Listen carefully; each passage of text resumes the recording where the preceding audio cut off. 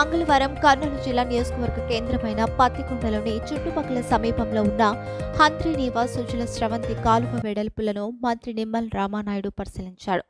అలాగే Pattikonda MLA K Shyambabu, Kodumuru MLA Bogula Dastagiri, joint collector B Navya పాల్గొన్నారు.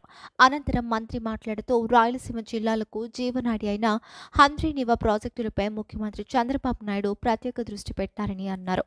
ఈ ఏడాది బడ్జెట్లో అత్యధికంగా హంద్రి నివాకు 3,243 కోట్లు చంద్రబాబు నాయుడు టీడీపీ ప్రభుత్వం కేటాయించడం చాలా ఆనందమైన విషయమని అన్నారు. నాడు టీడీపీ హయాంలో హంద్రి నివా ఫేజ్ 1లో 84% పనులు జరిగితే ఫేజ్ 2లో 75% పనులు జరుగుతున్నాయి అన్నారు. 2025 జూన్ కల్లా హంద్రి నివా మొదటి దశ పనులు పూర్తి చేయాలని చంద్రబాబు ఆదేశాలకు అనుగుణంగా పనులు శరవేగంగా జరుగుతున్నాయని అన్నారు.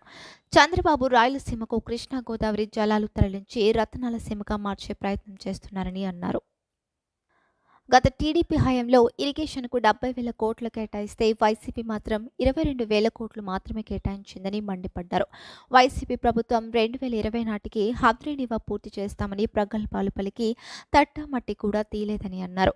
గత ప్రభుత్వం హంద్రి నివా కరెంటు బిల్లులు కూడా చెల్లించకుండా బకాయిలు పెట్టడం ఎంతవరకు సమంజసమని ఆవేదన వ్యక్తం చేశారు.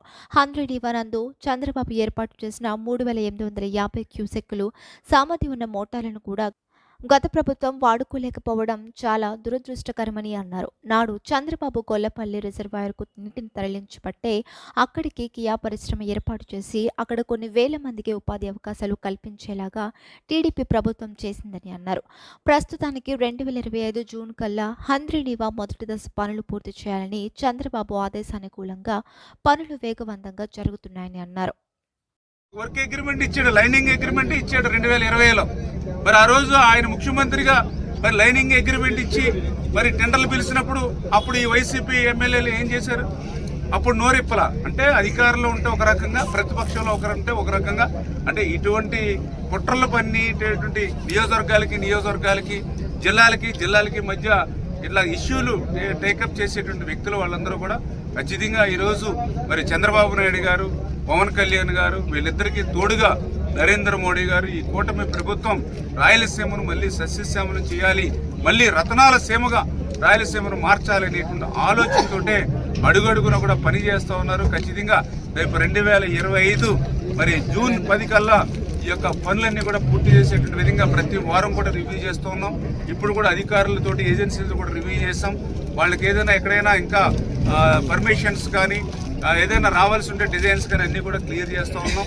ముఖ్యమంత్రి గారు కూడా ప్రతి 10 రోజులకి 15 రోజులకి ఆయన కూడా రివ్యూ చేస్తూ ఉన్నారు. తొందరలోనే ఆయన హెచ్ఎన్ఎస్ఎస్ కూడా ఒక వారం రోజుల్లోనూ 10 రోజుల్లోనూ ఆయన కూడా మళ్ళీ స్వయంగా ఆయనే వచ్చి ఈ పనుల్ని పర్యవేక్షించి ఆయన కూడా ఇక్కడ రివ్యూ పెడతారు. ఖచ్చితంగా ఏదైతే రేపు రాయలసీమ అంటే పోలవరం పూర్తి చేయడం పగలు రాత్రి కూడా పనులు ఏ విధంగా జరుగుతున్నాయో రేపు 2025 జూన్ 10 కల్లా ఈ పనులు పూర్తి చేయాలనేటువంటి లక్ష్యంతో ఏ రకంగా అయితే పనులు జరుగుతున్నాయో మీరందరూ కూడా చూస్తూ ఉన్నారు. ఖచ్చితంగా ఏదైతే ఆసియాలోని అతి పెద్ద పొడవైనటువంటి నా గవర్నమెంట్ 24లో నేను జూన్లో ప్రమాణ స్వీకారం చేశాను.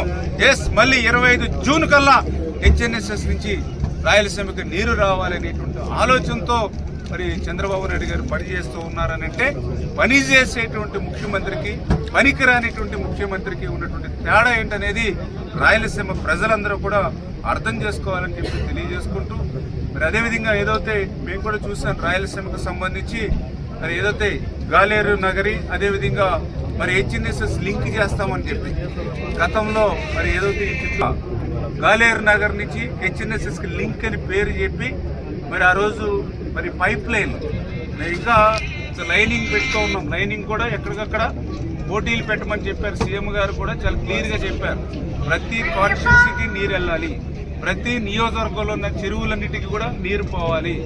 మనం ఒకవేళ కెనాల్ కనుక నీళ్లు కట్టేస్తే వెంటనే కెనాల్లో ఆరిపోతుంది. కానీ ఆ నియోజకవర్గంలో చెరువుల్లో నీళ్లు నింపితే ఆ సరౌండింగ్ ఏరియా అంతా కూడా భూగర్భ జలాలు పెరుగుతాయి.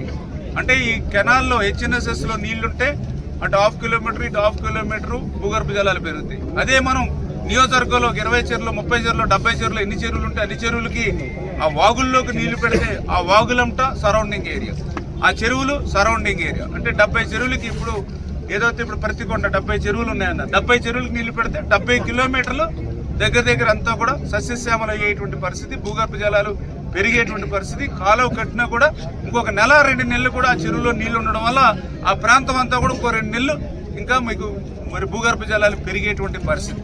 మేము ఇంత ఆలోచన చేసి మీ నియోజకవర్గానికి, మీ చెరువులకి, మీ గ్రామానికి నీళ్లు తీసుకొచ్చేటువంటి ప్రక్రియను మేము చేపడుతూ ఉంటే కొంతమంది వైసీపీ నాయకులు లైనింగ్ గురించి విమర్శిస్తూ ఉన్నారు. మరి ఏదైతే ఆ రోజు మరి ఆ పెద్దిరెడ్డి గారు మరి హెచ్ఎన్ఎస్ఎస్కి మరి జిఎన్ఎస్ఎస్ లింక్ కలిపాడు. ఎట్లా తీసుకొచ్చాడు లింక్? 6,200 కోట్ల రూపాయలు పెట్టి ప్రతిపాదనలు ఎట్లా సిద్ధం చేశాడు? అన్ని పైపులు, డైరెక్ట్ పైప్ లైన్. అంటే మరి పైపుల ద్వారా నీరు పోతుంది, ఇంకెక్కడ కూడా ఓటీలు పెడతాకలేదు, కాన్స్టిట్యూన్సీ తీసుకుంటాకలేదు, మీ చెరువులు నింపుకోవడానికి లేకుండా డైరెక్ట్గా పైపుల ద్వారా నీరు పట్టుకెళ్ళిపోతున్నప్పుడు మరి వీళ్ళు ఎవరు కూడా ఆ రోజు మాట్లాడలేదు ఏది భూగర్భ జలాల గురించి. ఈ రోజు పనిచేసేటువంటి ముఖ్యమంత్రి వస్తే వీళ్ళు మాట్లాడుతూ ఉంటారు. ఆ రోజు కూడా ఇదే కెనాల్కి మరి పనకచెర్ల ప్రాజెక్టు కూడా మరి భవిష్యత్తులో మరి అది కూడా పూర్తవుతే ఇంకా రాయలసీమ అనేది రతనాల సీమగా ఒక మంచి హార్టికల్చర్ కానీ అన్ని విషయాలను కూడా మంచి అభివృద్ధి. ఇప్పుడు ఈ రోజు కూడా మనం చూస్తే కియా ఇండస్ట్రీ ఈరోజు వచ్చింది అని అంటే అది ఆ రోజు మరి చంద్రబాబు నాయుడు గారు మరి ఆ రోజు ఆ రిజర్వాయర్ ఆ నీళ్ళు ఇవ్వడం ద్వారా, హెచ్ఎన్ఎస్ఎస్ ద్వారా నీళ్ళు ఇవ్వడం ద్వారా మనకు ఆ రోజు సాధ్యమైనటువంటి పరిస్థితి. గొల్లపల్లి రిజర్వాయర్కి నీళ్ళు ఇవ్వడం ద్వారా అంటే ఈ రకంగా ప్రతి విషయంలోనూ కూడా ఈరోజు ఈ కూటమి ప్రభుత్వం రాయలసీమకు అత్యంత ప్రాధాన్యత ఇస్తూ ముందుకెళ్తుందనే దానికి ఈ హెచ్ఎన్ఎస్ఎస్ పనులు కూడా ఒక ఉదాహరణ అని చెప్పి మీ ద్వారా తెలియజేసుకుంటాం. 5 సంవత్సరాల చంద్రబాబు నాయుడు గారి పాలనలో 12,411 కోట్ల రూపాయలు మన రాయలసీమకి ఆ రోజు 5 సంవత్సరాల బడ్జెట్ కేటాయిస్తే మరి మొన్న 19-24 జగన్మోహన్ రెడ్డి పాలనలో చూస్తే కేవలం 2,000 కోట్ల రూపాయలు మాత్రమే. అంటే ఎక్కడ 12,411 కోట్లు, ఎక్కడ 2,000 కోట్ల రూపాయలు. బడ్జెట్ చూస్తే డబల్ అయింది, కేటాయింపులు చూస్తే మరి ఎంత శాతం తగ్గిపోయినా దాన్ని బట్టి అర్థం చేసుకోండి. అంటే ఈ రకంగా మాట్లాడితేనేమో రాయలసీమ బిడ్డను అని చెప్తాడు, కానీ రాయలసీమకి తీవ్రమైనటువంటి అన్యాయం, దగా చేస్తాడు. ఒక రకంగా చెప్పాలంటే ఆంధ్రప్రదేశ్ రాష్ట్రంలో ఇప్పటి వరకు పనిచేసినటువంటి ముఖ్యమంత్రుల్లో ఏ ముఖ్యమంత్రి చేయనటువంటి ద్రోహం, దగా జగన్మోహన్ రెడ్డి రాయలసీమకు చేశాడనేది ఈవేళ నేనేదో ఒక ఇరిగేషన్ మంత్రిగా చెప్పట్లా, బడ్జెట్ లెక్కలను బట్టే, ఇరిగేషన్ శాఖ కేటాయింపులను బట్ల రాయలసీమకు ఇచ్చినటువంటి ప్రాధాన్యత మనకందరికీ కూడా అర్థమవుతున్నటువంటి పరిస్థితి. ఇంకా ఎంత అన్యాయం అని అంటే ఆ రోజు జగన్మోహన్ రెడ్డి అధికారంలోకి వచ్చిన తర్వాత మరి 198 మరి రిజర్వాయర్లకు సంబంధించి పనుల్ని ప్రీ క్లోజర్ చేస్తే అందులో 102 రిజర్వాయర్లు రాయలసీమలోనే ఉన్నాయి. అంటే రాయలసీమలో ఉన్నటువంటి 102 రిజర్వాయర్లని పనుల్ని ప్రీ క్లోజర్ చేసినటువంటి పరిస్థితి గత పాలనలో జగన్మోహన్ రెడ్డిదేనంటే ఎంత అన్యాయం, ఎంత దుర్మార్గం.